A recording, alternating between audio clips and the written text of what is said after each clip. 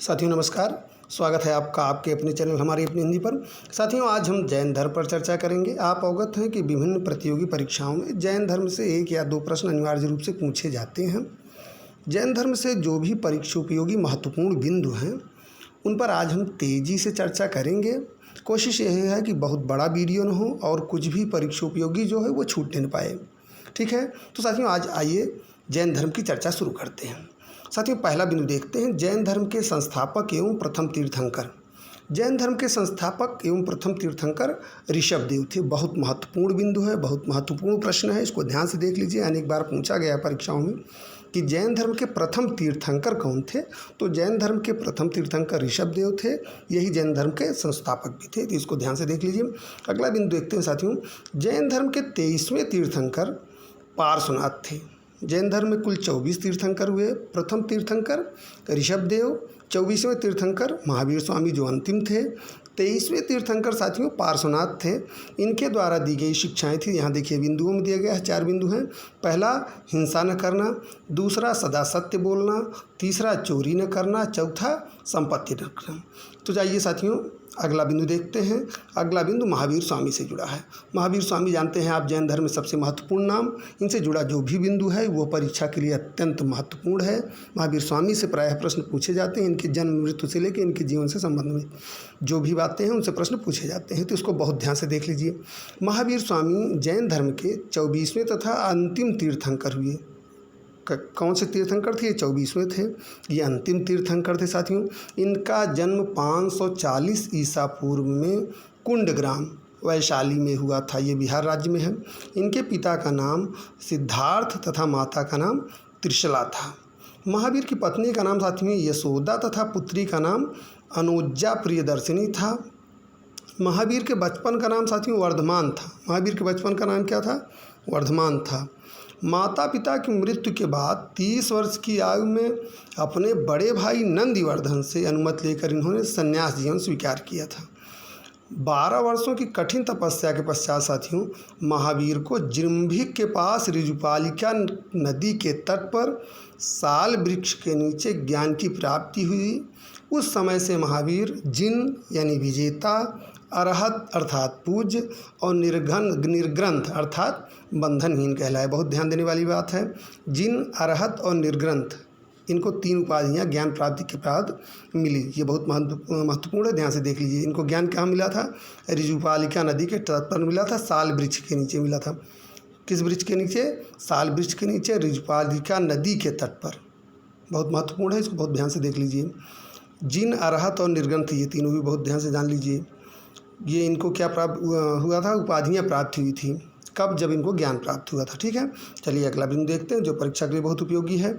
महावीर ने अपना उपदेश प्राकृत अर्धमागधी में दिया।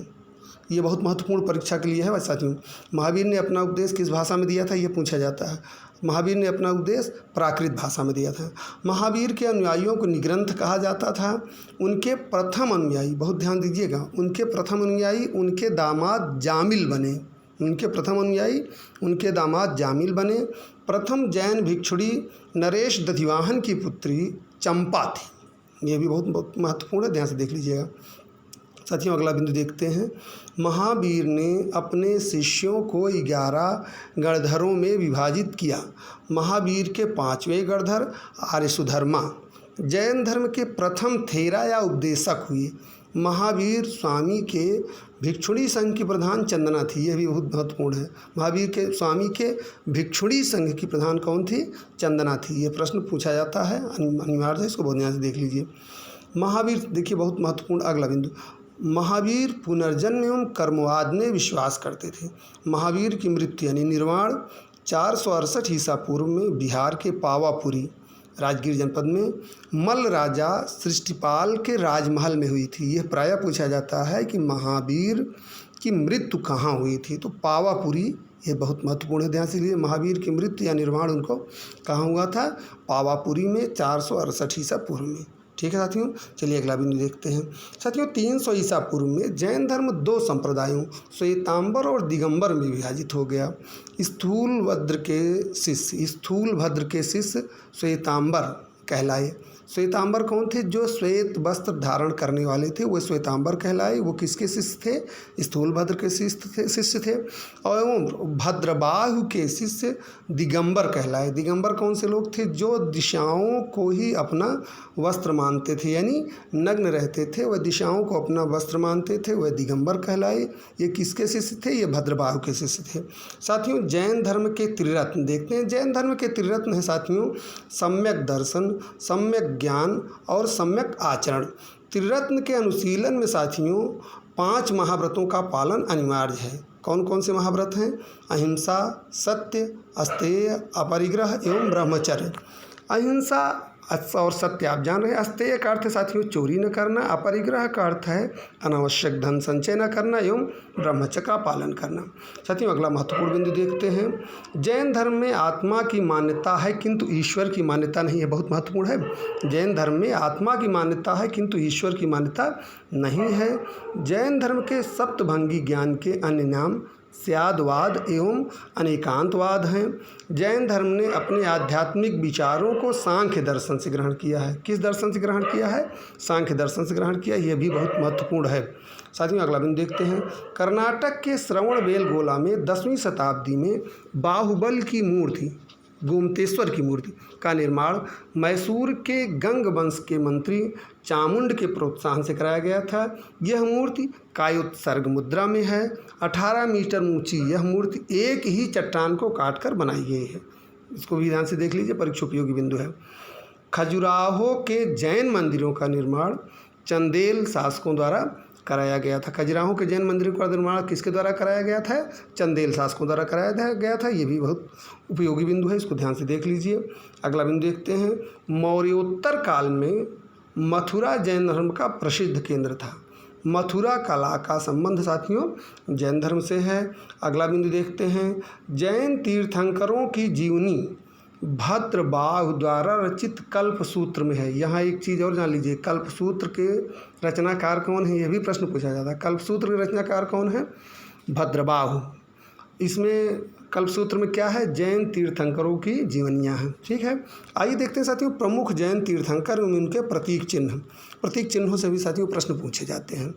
यहाँ जो भी 24 का तो नहीं दिए, जो भी परीक्षा के दृष्टि से आपको महत्वपूर्ण है उनको हमने यहाँ लिखा है, उस पर चर्चा करते हैं।